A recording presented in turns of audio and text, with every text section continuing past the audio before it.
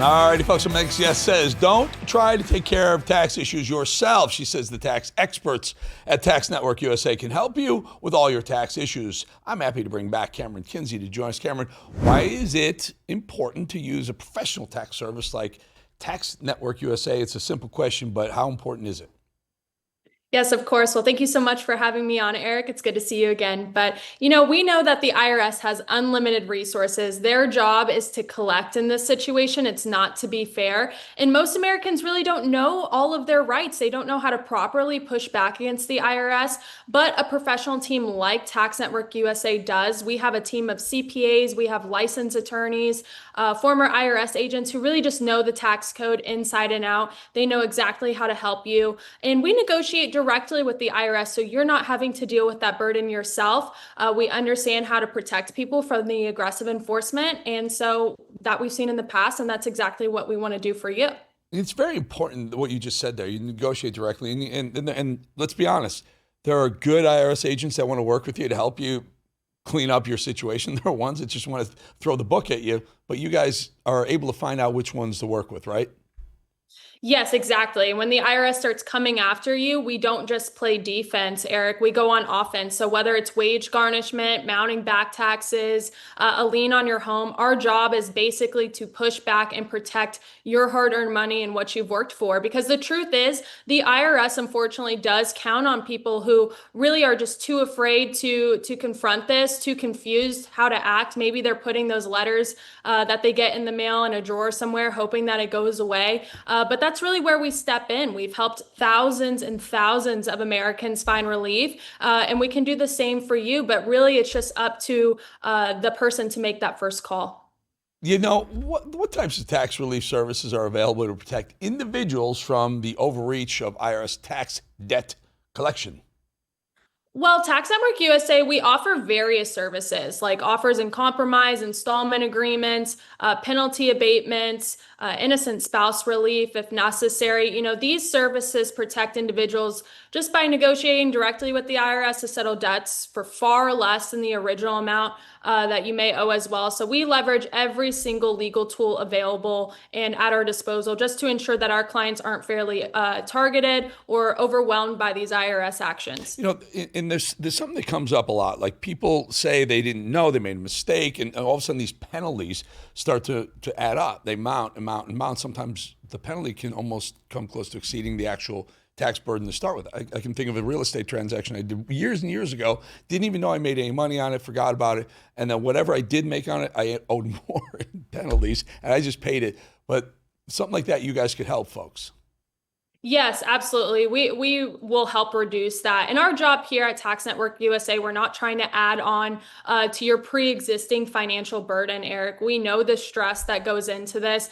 We've heard every single case in the book, no matter what you've dealt with or are dealing with. We've probably helped somebody with a similar case in the past. So we help people if they need to get on a payment plan with us. We're willing to negotiate that as well. But really, we're just trying to help everyday Americans fight against the government overreach that we've seen in the past, specifically under the Biden-Harris administration. Luckily, we've seen that let up with President Trump letting go of 25% of the IRS workforce. But we still have a lot to do with these three-letter agencies, as you know, Eric. So we're just going to keep fighting. They have their whole job is to collect more, and thank God Trump came in, because at one point there was going to be 80,000 more IRS agents. I think at least temporarily Trump put a stop to that. Cameron Kinsey, always good to have you on, my friend. Next time I want to talk to you a little bit about maybe a small business, so how small businesses could be helped by that, and I'm sure Tax Network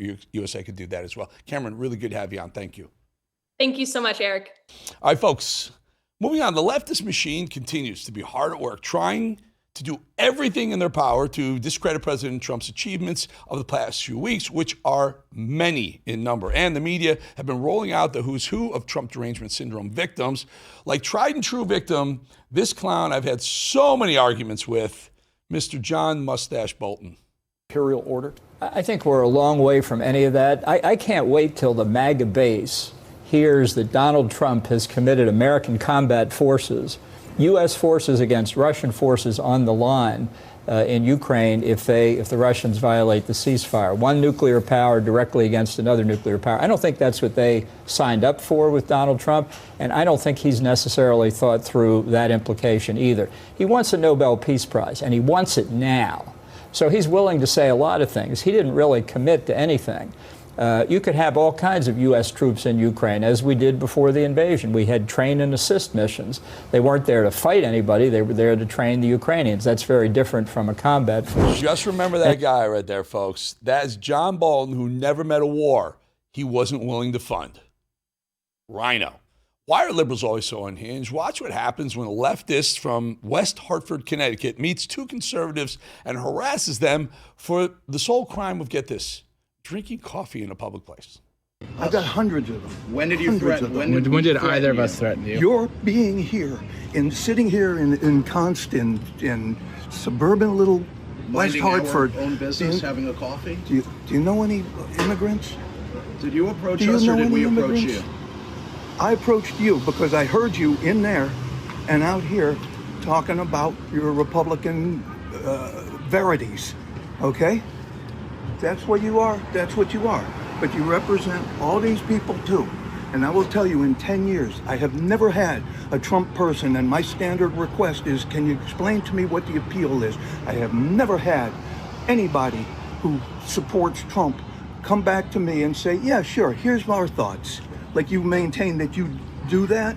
We just attempted to do it and you wouldn't have a don't. conversation with us. Because it's too violent. Very blatantly. It's too far down the road. Nobody has been violating. Too far down the road. So the guy admitted that he approached them and then said he was threatened by them. They were just sitting there having their own coffee. Mad Dog, what's it called? Karen? What's a male name for Karen? Karen, you guys can't hear him because his voice of God is broken. God's voice never breaks, except for today. We'll fix it for tomorrow. I know we've given up on most of Hollywood, and for the good reasons.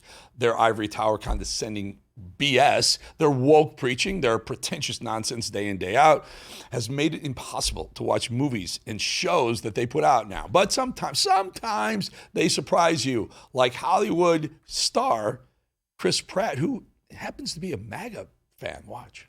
Getting terrible toxic stuff out of our kids' food. I think that's a great thing. And so if you do that, that's amazing. I'd hate to be so mired in hatred for the president that any success from his administration is something I'd have an allergic reaction to. To be like, oh, well, if they do it, I don't want it to happen. I'll put Clorox in my children's cereal myself. Yeah, no, it's just logic. It's common sense logic. You get a little common sense logic into Hollywood. Maybe it start making films that we can watch again, or series we can watch. I can't watch Netflix produced series anymore. Everything's woke. For the first 15 minutes of any new series, even how a great series, everything is woke. There's dudes marrying dudes. Whatever. Come on. Clean it up. Folks, the Democrat Party not only sees the socialist vision of Zoran Mamdani, the likely future mayor of New York City, as the future of their party. Good luck with that. But they also see the likes of Minneapolis mayoral candidate Omar Fatah as another great thing for them. A couple of socialists, maybe even communists, who knows? Well, in case you're wondering how far Tim Walz's Minnesota has fallen, here's a little snippet of a rally for Fatah where there wasn't a single American flag in sight, very little English being uttered as well. Watch. Shane, Congresswoman at the Shane. Yeah. Sida naga soo wada baxnay. Haddaba Umar waa ka xumahayo. Virginia qaboobaa lagu dhalay. Laakiin se waan adopt gareynay. Sidarna wax badan ma joogine. What the heck was that? Good luck with that. A party of race baiting actually has no interest in making America better. And Los Angeles Mayor Karen Bass is a prime example of just that, going by the Barack Obama playbook. But Ass sounds as clueless as the rest of her America-hating comrades here. Watch. I'm very concerned about that. And not only that, I'm concerned about the way he is rolling that out in Washington, D.C., which is essentially going after young black and brown youth in Washington, D.C.